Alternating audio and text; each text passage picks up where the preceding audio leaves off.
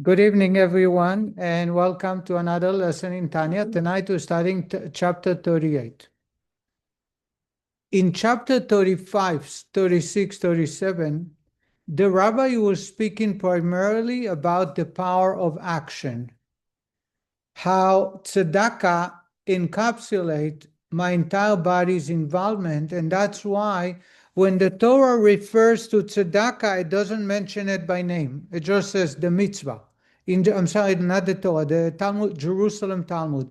Anyway, in Jerusalem Talmud, when it speaks about a mitzvah in general, it refers to tzedakah without mentioning it. Says so this were the first, those three chapters. Now, the next three chapters, 38, 39, and 40, the rabbi is going to concentrate about Kavanah, the emotions, the heart that is connected to the mitzvah, how important it is. So there are two types of individuals, and I shared their stories before. I want to repeat it again.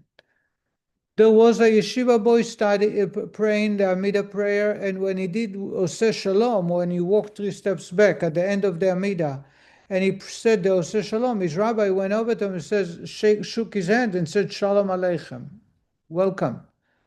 And the man turned to the rabbi and says, what? I just said Oseh Shalom. Why are you saying to me Shalom Aleichem?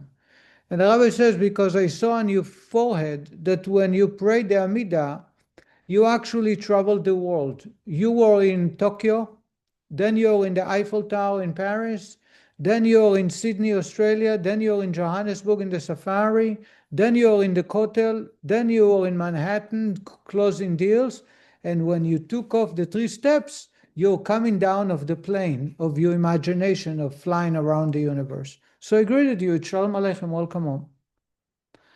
On the other hand, there is a story of a young boy that never knew he was Jewish, discovered his Judaism just by chance, walked together with the farmers that walked to the big city for Yom Kippur. He entered the synagogue on Yom Kippur, and everybody was crying, asking God for mercy and for a blessed year. He didn't know how to express his emotions, so the only thing he knew how to do well was to imitate the rooster. Cook-a-doodle-doo. And in the middle of everybody crying and being very serious, this man suddenly shouted, "Cook-a-doodle-doo!" And the gabbai and the men at the synagogue wanted to throw him out the window. And the Baal Shem Tov turned around and says, keep him. He's the one who broke all the curtains that blocked our prayers from entering heavens, because it was so sincere from the bottom of his heart that it penetrated the curtains, and then our prayers were accepted by God. So he's the one who is credited with a good year this coming year, not all our prayers. Question I have, which one's prayer is considered a good prayer? In other words, if they both come to the rabbi, the halachic authority, and say, do I have to repeat my Amidah, the Amidah prayer? The farmer, the child, the youngster, the shepherd, who just shouted cook-a-doodle-doo, or the yeshiva boy who repeated the whole Amidah prayer. Which one? But in his intention wasn't there. He was flying all over the world. Which one's prayer is not considered a complete prayer? Anyone? The yeshiva boy. The yeshiva boy, what? Will have to repeat? Yes. And the shepherd don't have to repeat. Well, just to keep it short, the actual answer is the exact opposite.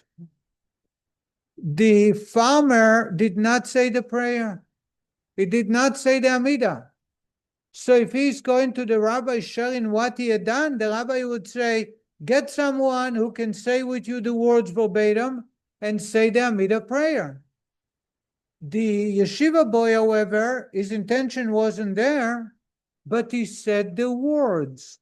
By saying the words, he fulfilled the mitzvah of prayer. He said that his prayer opened heaven. It opened up the curtains, it tears apart all the curtains that block, but it's not considered prayer. If he's asking an halacha authority, the ruling would be you must say the Amidah prayer. You must say the Shema, without which you did not fulfill the mitzvah of prayer. What's so important about these stories, contrasting them, is in Judaism, action is what speaks. Action is what counts. If you want to serve God, if you want to fill the code of law, if you want to be counted as a mitzvah done, it must be done with action. There are different types of actions. Tzedakah is the action with your hand, or writing a check. Putting on tefillin, lighting candles with your hand. Walking to synagogue with your feet. But in prayer, it is verbalizing the words. In the study of Torah, enunciating the words, without which there is no mitzvah of studying or prayer. I should say there is a caveat that must be entered. The only exception is the first verse of Shema and the first blessing of the Amidah, where Kavanah will be the determining factor whether we fulfill the mitzvah of prayer or not. But this is the exception. So if I said Shema Israel, Adonai Eloheinu, Adonai Echad, without paying attention that I'm accepting God's yoke, I have to repeat. The prayer is not considered a prayer. The Amidah, it consists of 19 blessings. The first blessing begins with asking God, thanking God for defending us, protecting us, and resurrecting the dead. We must think about, have the intention of what we say. If we miss that, we did not fulfill the mitzvah. But this is the exception. The other 18 blessings, if I didn't think of what I'm saying, I just said it by rote, or it's a language I don't speak, I fulfilled the mitzvah of Amidah. I fulfilled the mitzvah of Shema if the rest of the Shema was not said with Kavanah. Yes, Harry. Don't read someone and bring wine. The Bible is clear. You Jew can listen. What do you do? Just reason it on. Yeah, of course. Is Yotze? Well, you can't speak. But we follow the Lord, we follow Torah, mitzvah, everything, they just can't speak. There are different aspects of the mitzvah of prayer. The aspect to fulfill the mitzvah of prayer, it must be enunciated.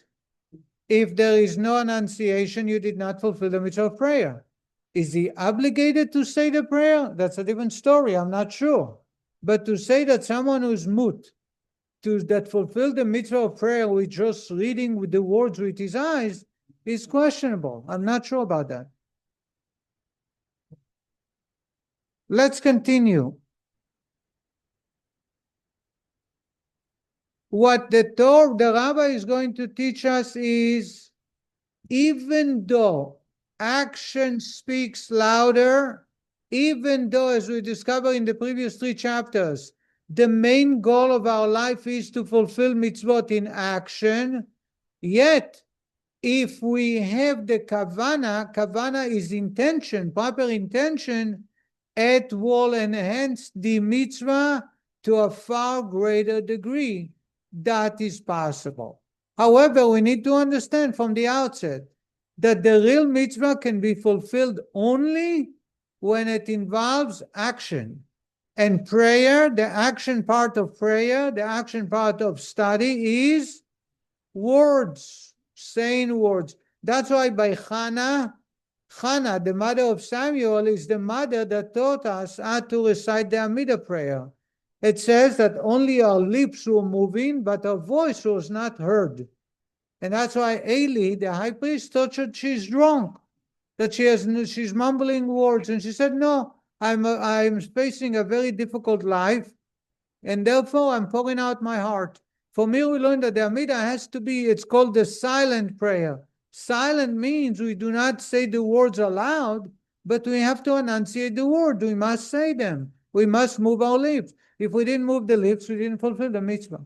So that's the basis. That's the foundation. Pray that action is the purpose of our life, as discussed in the last three chapters. The Rabbi is going to take it a little bit farther and explain what those kavanah, the intention is. So if the last three chapters, the Rabbi is talking about action, the Rabbi was concentrating on one word. In the verse where the introduction to Tanya says, Ki karov elecha, this thing is near to you, in your heart, in your mind, to do it, la'asoto, into the word la'asoto, action is the purpose of the last three chapters. This time, right now, the next three chapters, it will concentrate on this another word, bilvavcha, in your heart. In other words, you can bring your heart to connect to God with every mitzvah you do. Yes, and Leon. This isn't a question, but I thought it was interesting. When I was reading this, and it talked about in the actual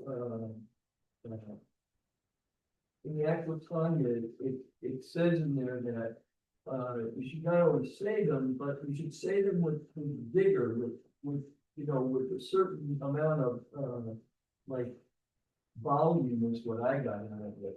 And then I thought to myself, well, that's funny because sometimes you get people in the synagogue who are praying out loud and we're annoyed by it because they're just like, come on, come down there. Are you getting annoyed by when people say the words loud?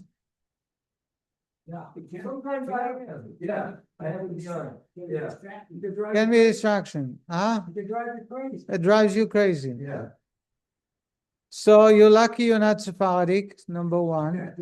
Because the Moroccan Jews, Yemenite Jews, as a child I used to listen, they say every word aloud and they say it together. I think I shared with you the first year after I got married, I was asked to be the rabbi of a Sephardic congregation in Los Angeles, and they start prayer on Rosh Hashanah and Yom Kippur.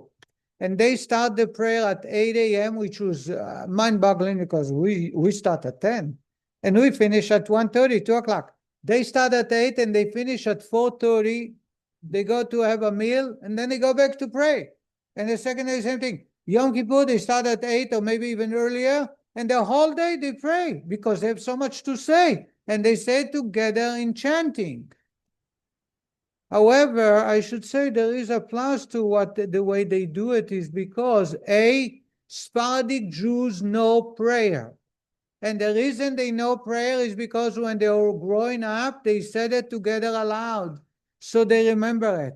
Also, they understand it and they can chant it, which to me is, I see, youngsters who come here and, they live not a traditional lifestyle, but when they come to synagogue with their Sephardic descent, they join the prayer. They can say the words. So that's about Sephardic Jews. We're not talking about Sephardic Jews. I should say that if you walk into a Hasidic synagogue, you will see people shouting words from the depth of their heart. And they will pray a little bit loud. The only exception is the Amidah. The Amidah prayer is supposed to be silent prayer. That's why it's called the Amidah, the Tfilat Lachash, the prayer of silent. But after everything else should be said aloud. Silent is a bad translation. It means quiet prayer, right? So you don't say the words that to disturb others from Kavanah. However, everything else, that's why when I hear people shushing others who pray aloud, I don't get involved because I'm not comfortable. On one hand, I'm not comfortable because I want people to express themselves. On the other hand, people who come here on a regular basis, they got used to just saying the words quietly, and when they hear the voice of others, it disturbs them. So this is a conflict that I witness, and it's hard for me to get involved. There is one person who comes here and, so many people gets upset. So I asked them. I said, it's very hard for me, and I know I might be wrong, but for the sake of others who have been discovering Judaism, and they are not used to the same tradition that you are brought up perhaps, or that you are accustomed to in other communities, can you respect them? In other words, I wasn't telling him what halacha is. I wasn't telling him that he's wrong. I was just begging him to be considerate of others in this synagogue. And thankfully he agreed. But I don't know that we have the right to ask people not to speak up loudly, because that evokes the Kavanah. That evokes the Kavanah. It brings the Kavanah. Remember, prayer, as we'll discover Father and Father, the purpose of prayer is a conversation with God. In the church, you have the priest and you have the choir, and all you do is say hallelujah, right? In the synagogue, you come to have a conversation. The Chazan's prayer, the book, is able to help you concentrate and say the right words. But the idea is, if you pray today the way you prayed yesterday, you are missing the point. I think I shared with you Rabbi Chaim Steinmetz, Even Israel, when he answered the students. You don't remember that? A student asked him, isn't prayer boring? You say the same thing over and over and over again and again and time again for years. And Rabbi Steinmetz turned to him and he says, every morning I am a new human being. And every morning I find new meaning and new connection to God in my prayer. And then he turned back to the student and he says, if you prayer every morning is boring because you said the same thing yesterday and the day before, the prayer is not boring. You are a boring human being. Because you need to create a relationship that continuously re-energizes itself, recreates itself. And that happens when you find different meaning in the prayer. I don't want to talk about myself regarding prayer, but I can say about the study of Torah. It just amazes me. Every year I read the same portion for close to 60 years. And I study the portion more than once a week.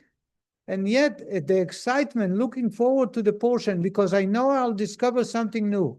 I know I'll find a whole different meaning. And I do discover every year when I read the portion, I find new gems, new understanding, new insight. And some of it I said, how come for all my life I never saw it? There are things that I find from time to time in a ways that it wasn't there when I read it last year or 5 years ago.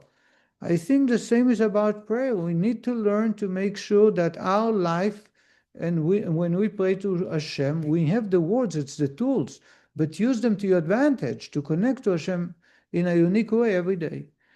So we're going to go back to our discussion. So therefore, speaking up in prayer is not necessarily inappropriate. Perhaps it should be done as long as it does not disturb, the surrounding. And we need to get used to saying prayers a little bit louder than usual. I just want to share with you, since you brought it up, I am an Abel. I am in the mourning period of my father of blessed memory. And I would just return back from the JLI retreat. It's a retreat over a couple of days, and I encourage you to participate next year. It's going to be in Miami. And we already have people who are signing up. But I have to lead services. So what I do is I have to beg people. So I arrived there Thursday afternoon. I needed Mincha and Mariv. I needed Shachris Friday morning, Shachris afternoon, Friday afternoon. So I go to the room that is designated as a synagogue, and I walk in there and I'm begging people to go outside stand in the stairs and pray with me.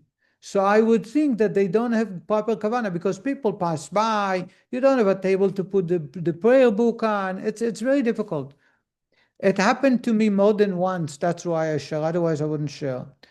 When I turned back on Friday morning, I started pulling. There was a rabbi from Muncie who turned to me and he says, yesterday I prayed with you in the afternoon, Mincha, and I enjoyed it so much that I would love to pray with you. So it didn't do me a favor. And after the prayer, in the morning prayer, he came to me and says, that's real pleasure. I really enjoyed.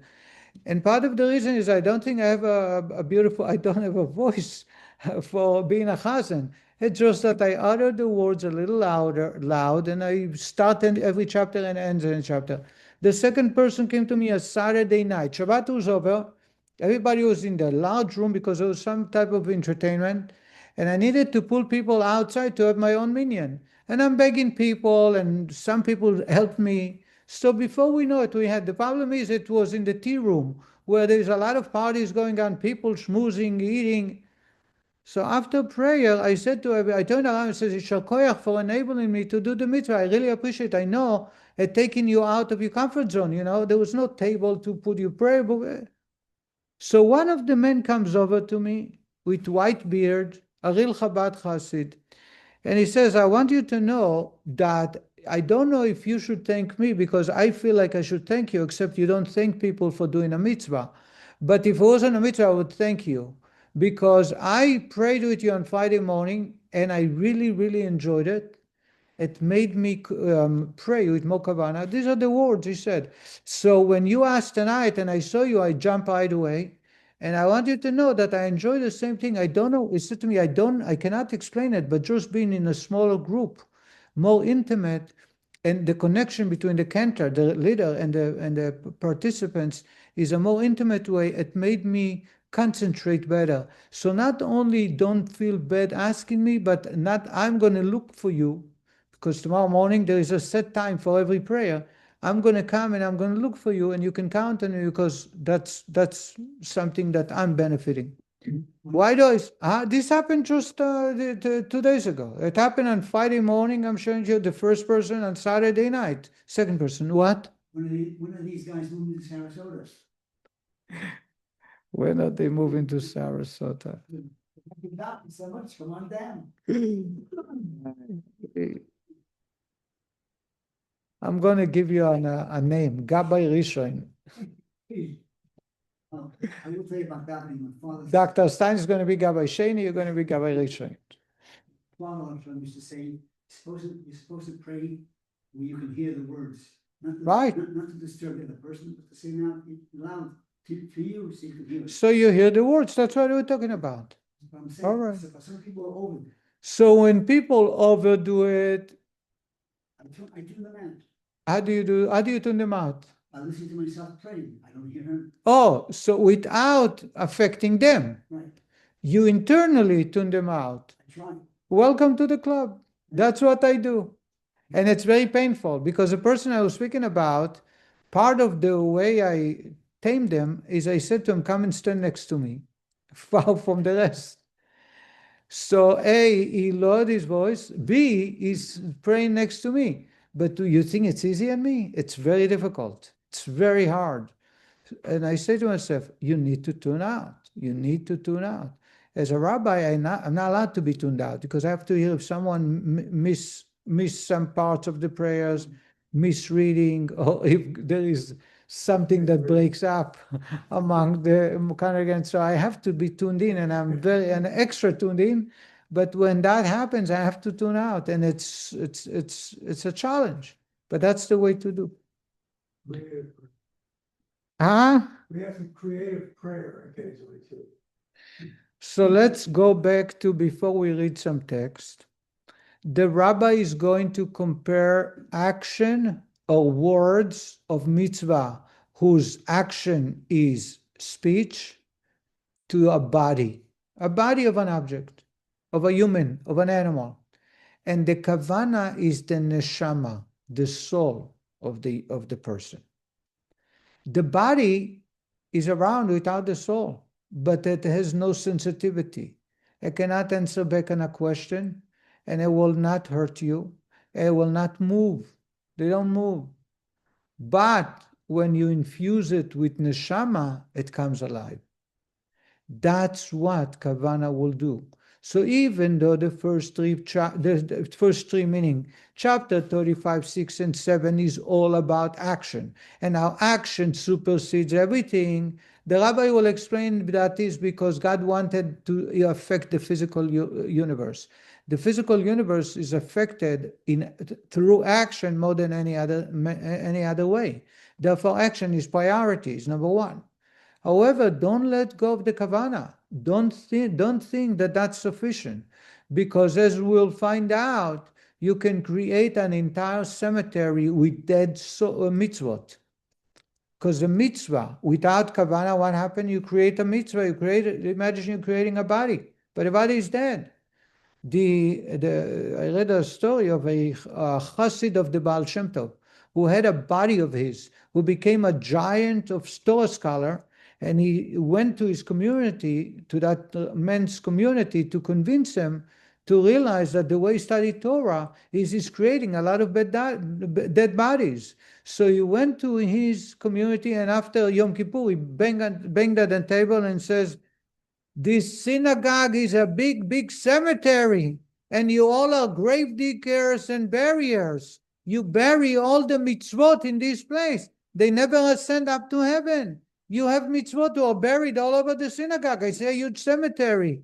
And he kept speaking and speaking until he woken them up to return back to God and start serving God and studying Torah with Kavanah. Not about me, I'll be the greatest, I'm the one who knows the truth, and everybody else should respect me, but rather I'm here to serve God and for a higher purpose.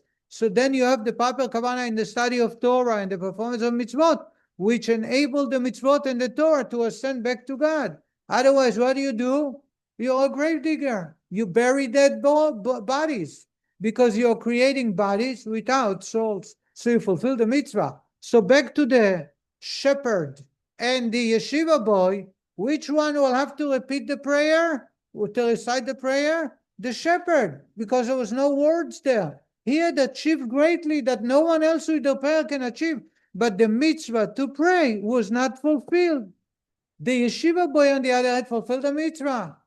But there was no intention, there was no kavanah, and therefore it's a dead body, it's buried in the yeshiva. Did you understand that? Ali? 27 minutes tonight. What? Give the first alley.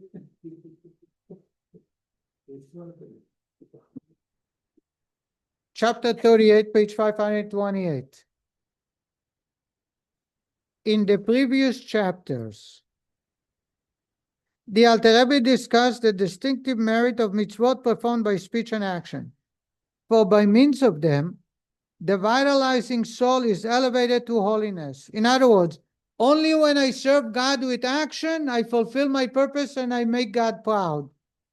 The mitzvot have this ability, for they are performed with the power of the vitalizing soul that vivifies the physical limbs that perform them, and with the physical tongue and lips, etc., that utter the words of Torah and prayer. Since the ultimate intent of the soul's descent is not for the sake of the soul alone, but in order to elevate the vitalizing soul and the corporal body, this is accomplished specifically through mitzvot that require physical action and speech. That's what we spoke before. The purpose of me living in this universe is not to elevate my soul, but to elevate my vivifying soul, the nefesh hab'amit, and the universe got created, and that can happen only through action or speech with regards to mitzvot that are about speech. Says the Rebbe, in light of all that has been said above concerning the particular virtue of mitzvot performed in action and speech in the elevation of the vital soul to holiness, one will clearly understand the halachic decision expressly stated in the Talmud and the codes that meditation is not valid in lieu of verbal articulation. If I meditate on God's greatness, I did not serve the God, I did not fulfill the mitzvah of prayer. How do I fulfill the mitzvah of prayer? Uttering the words, it has to be enunciated. Thus, if one recited the Shema in his thought and heart alone, even if he did so with the full power of his concentration, he has not fulfilled his obligation. You need to utter the words. If I'm thinking about Shema Yisrael, the words are flying through my head, and I'm concentrating on the words. I did not fulfill the mitzvah of reciting the Shema. I have to enunciate. That's the way to fulfill the mitzvah of reciting the Shema by merely meditating on the words that comprise it. He must repeat it verbally. The same is true in the blessing after meals ordained by the Torah. The Torah said, "Ve'achalta, ve'savata, u'berachta." Eat, satiate yourself, and thank God. How do you thank God? Not with your heart and mind, but with your lips. You must enunciate the blessings of Birkat Hamazon. Although the Torah does not state with regards to blessing after meal, as it does with of Shema, and you shall speak these words. When regards to Shema, it says, "V'dibarta bam, b'shivtecha," v'dibarta, speak up the words. One cannot fulfill this duty by mere thought, and similarly with other blessings, although they are merely rabbinic in origin, and so too with prayer. Although prayer is a service of the heart, it cannot be confined to the heart, but must be articulated orally. Every mitzvah that involves speech cannot be fulfilled with heart and mind, cannot be just concentration and the sense and the feeling of love or fear. It has to be enunciated. So it includes Shema, Amidah, blessings before and after meal, prayer, study of Torah. All that must be said with words. The Rebbe comments that this halacha poses no intrinsic difficulty, since one can no more ask why God stipulated that a particular thought, Shema, prayer, and the like, must also be verbalized than one can ask why the mitzvah was ordained at all. However, we must understand why it is that when a mitzvah is composed of both speech and thought, the law states that verbalization without intent does fulfill the obligation. Intent without verbalization does not. For this reason, the Alter Rebbe continues the question as follows. In other words, all the mitzvot that involve verbalization, if I had intention with verbalization, I fulfill the mitzvah. Without, I fulfill the mitzvah. If I had only intention without verbalization, I did not fulfill the mitzvah. And the rabbi wants to understand why. If, on the other hand, one spoke the words of Shema prayer, etc., but did not concentrate his thought, he has post factor fulfilled his obligation, although he was initially required to concentrate, and need not repeat them with concentration. So you have to concentrate on the prayer. But what if you skip the concentration? You do not repeat the prayer, except for the first verse of Shema and the first blessing of Shemona Esrei of the Amidah. Those two you must repeat. What? So Kavanah is an enhancement of the prayer and the study and the Birkat Hamazon. But if it was lacking, the mitzvah was fulfilled, except those two. Where the law requires one to repeat them if he did not concentrate on the meaning while reciting them, but they are the exception. It is thus written in Tractate Brachot, beginning of chapter 2, until here, that is, until the end of the first verse of Shema, the mitzvah is one of concentration. From here on, the mitzvah consists of recitation, and one has fulfilled his obligation even if he did not concentrate. How then, asked the Rebbe, are we to reconcile both halachot, both Jewish law? Why is thought without speech not as acceptable as speech without thought? The answer lies in the discussion of the unique status of mitzvot performed in action and speech, as explained in the previous chapter. And the Rebbe is going to go back to what we've discussed before. In other words, if I had no intention but I had speech, I fulfill the mitzvah. If I had speech and no intention, I fulfill. If I had intention and no speech, I did not fulfill. How come? The rabbi is going to resort back to the discussion we had before. And says the Rebbe, the reason is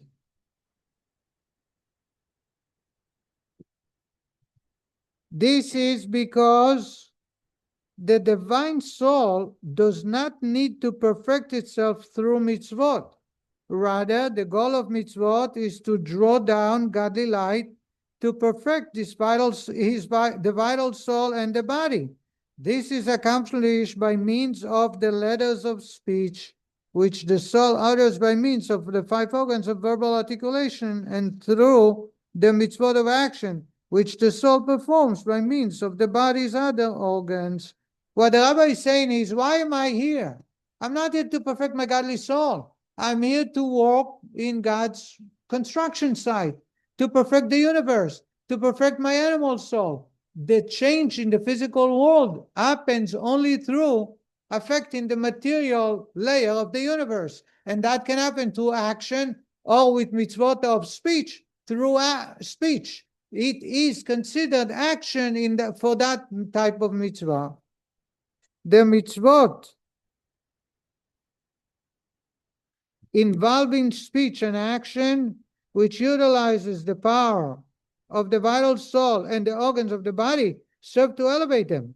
Since the ultimate goal is the perfection of the vital soul and the body, thought alone being the province of the divine soul cannot satisfy the demands of the mitzvah of speech. They require verbal articulation. Speech alone, however, without thought is sufficient, since the vital soul and the body are elevated thereby. Says the Rebbe, as we discussed before, action will affect the physical materialistic layer of this universe, and therefore that's how I fulfill my duty. I serve my purpose. If I did it only with intention, it connects to the intelligent part of my soul, which is not in the realm of the material physical universe, and therefore I do not fulfill the mitzvah. Ali, do you understand this?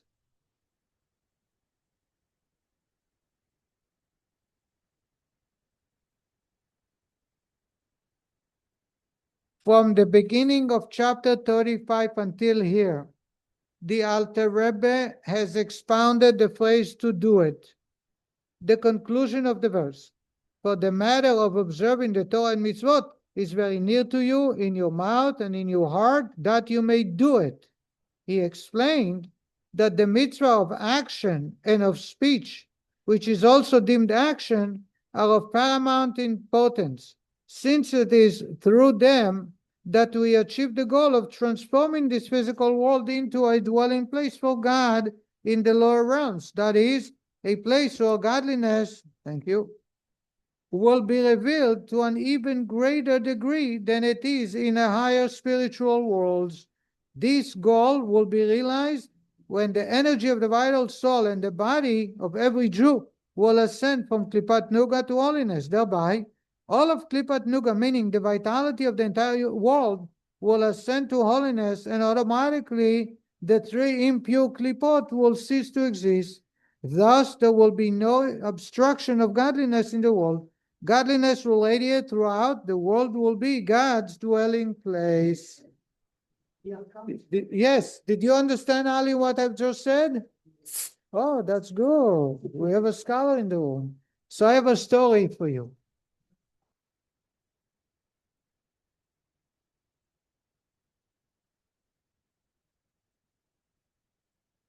In the community of Radum. Radum is a community in Poland. They were looking to hire a chazan for the high holidays. Potentially, they had 2 candidates. One had a beautiful voice that can pull the hearts of everyone to concentrate and connect to God. However, he was a bit modern. Modern. He was a little bit modern. Do you know what modern is? Saturday night, I was present when comedians came up. and he expressed that he is a modern Orthodox. He's Orthodox, but modern Orthodox. And he says, do you know what modern means, modern Orthodox? He says, actually, the word modern means not so. Modern Orthodox is not so Orthodox. So he said when he dated someone on a blind date, his friends afterward asked him, how was the date? He says, well, she's very smart, very witty, witted, and we strike a very nice conversation. Then they say, how about her looks? And he said, well, when it comes to the look, she's modern good looking. Or modern something. What is modern? Huh?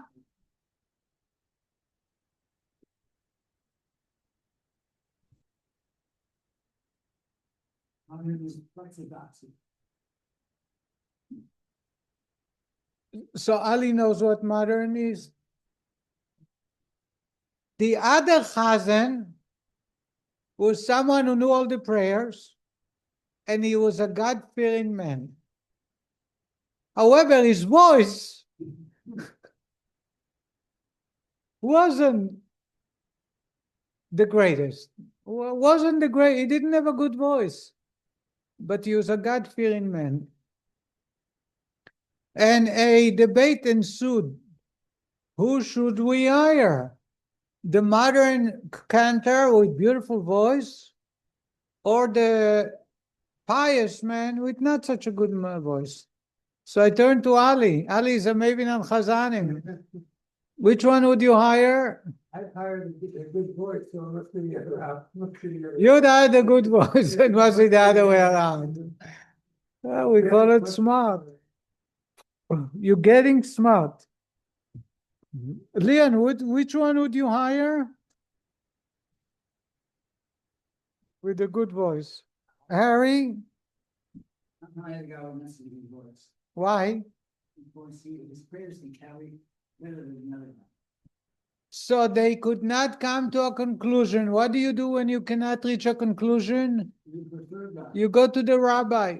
So they traveled to the rabbi, Rabbi Natan David Mishliduvtsia. Shliduvtsia was a town nearby, a larger town. There was a famous rabbi living. And they brought the question. And the rabbi ruled that they should hire the one who is more pious. So the gabbai protested. He says, Rabbi, prayer is all about pulling our hearts to God, awakening ourselves to connect to God. The man with a good voice, what do you mean a good voice? It makes us concentrate deeper. It makes us pay attention to the words. It makes us connect to God.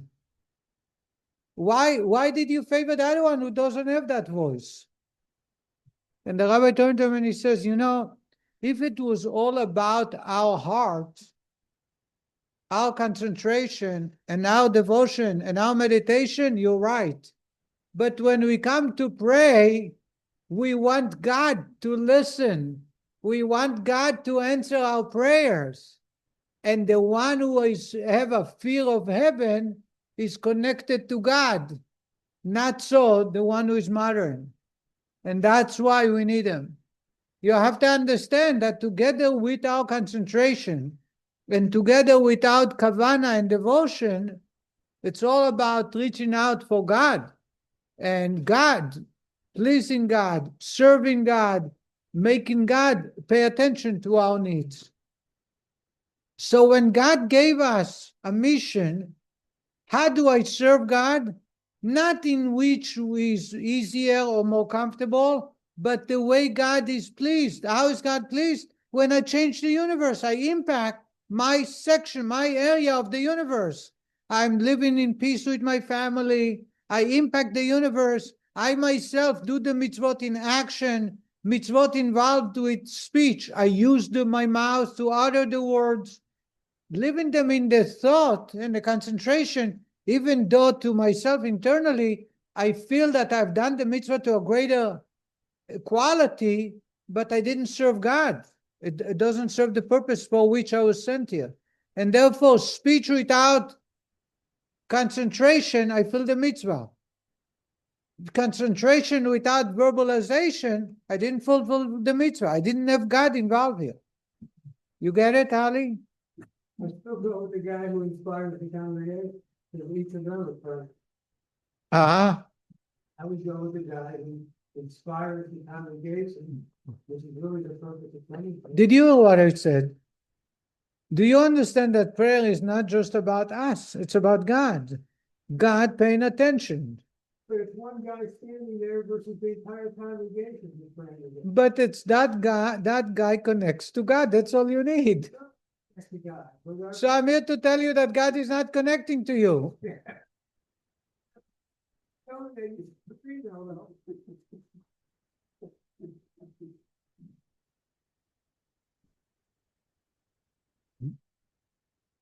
In other words, what the man was speaking about, it can be, that story illustrates a much deeper ideas than our discussion, and that is, we need to understand that serving God with the mitzvot is not just about me, how I feel, what I did, but what does God feel about my mitzvot, my life? Is God pleased? Or God says, it's not me, you're serving yourself. That man with good voice awakening everybody to connect to God, that's great. But it's not necessarily bringing God to agree to connect. So it's missing the point. The guy without a voice is bringing God to connect, because God-fearing men are people who they have bitul. They put God first. And therefore, they are able to connect the congregation to God.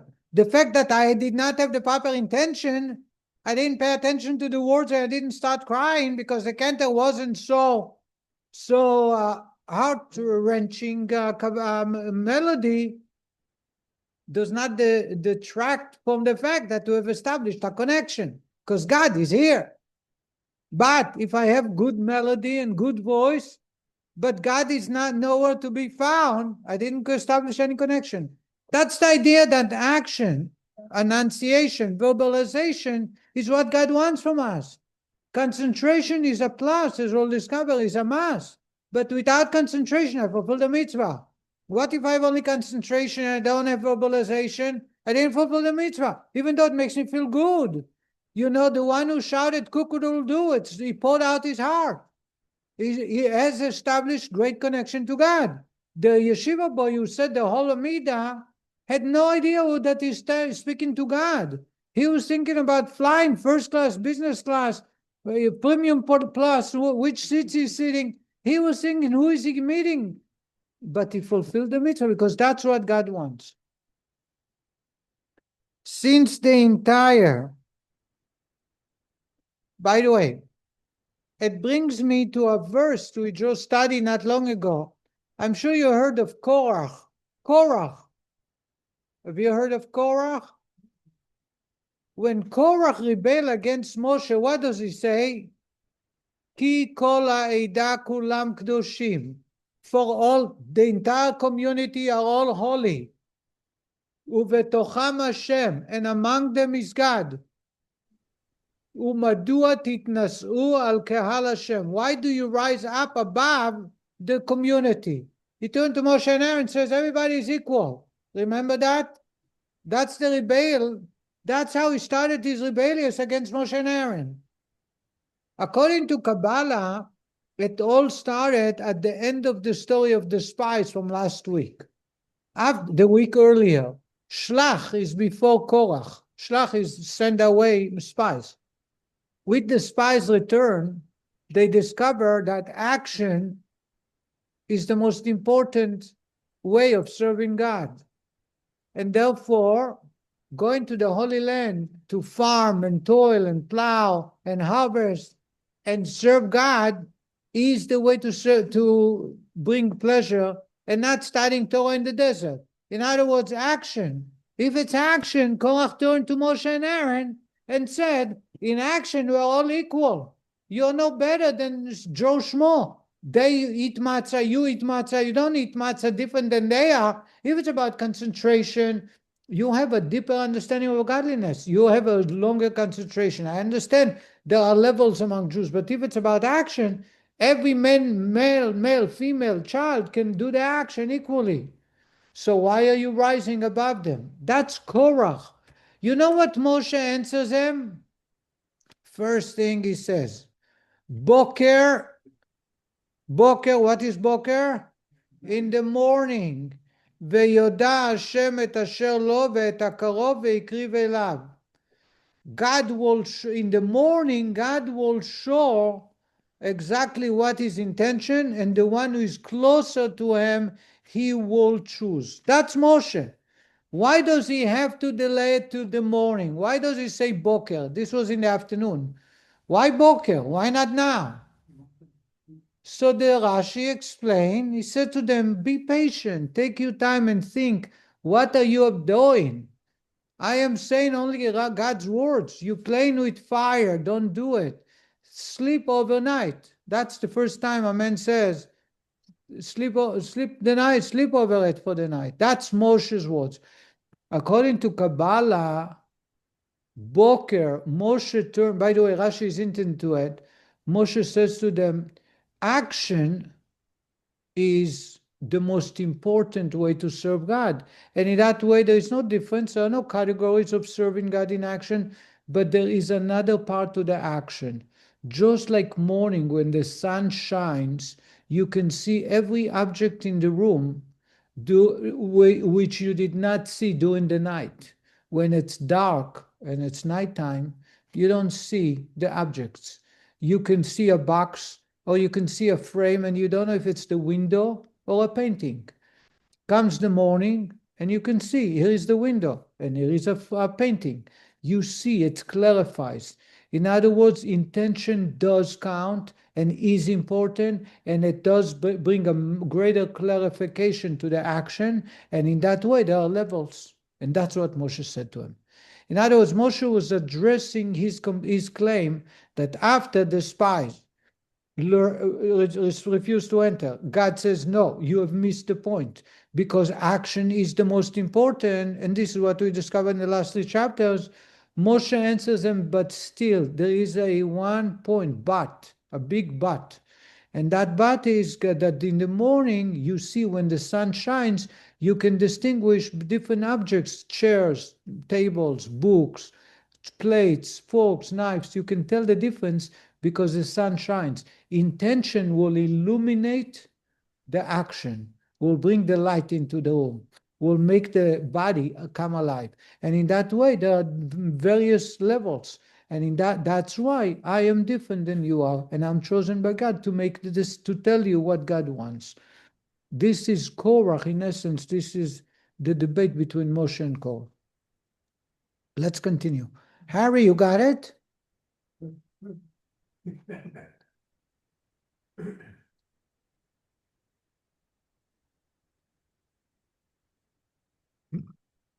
Since the entire, one before the last on page 531. Since the entire process hinges on the elevation of the Jew's body and his vital soul, and since the elevation is accomplished only by means of the mitzvot of action, which require their power in performance of the mitzvot, therefore the mitzvah of action are, as said, of paramount importance. In the discussion that now follows, the Alter Rebbe will examine the other side of the coin. He will explain the importance of Kavanah, devout concentration or intention in the performance of mitzvot. As used in this context, Kavanah refers to the motivating intention that by performing a mitzvah, one is united with God, whose command and will each mitzvah represent. In other words, until now, we have learned how action, and in the mitzvot of speech, enunciation is the action part, is of paramount. That's the way to serve God. And therefore, if we miss action, or in speech, we did not enunciate the words, we didn't fulfill the mitzvah. Yet, we see that Kavanah is of paramount importance to the mitzvah. And that's what the rabbi is asking, the relationship what's the importance of action? We have already discovered. Now we need to discover what's the importance of intention, kavanah, and how they both, kavanah and action, work together with each mitzvah. We'll stop here and we'll continue, God willing, next week. Thank you, Rabbi. Thank you, everybody. Be well and good night, everyone.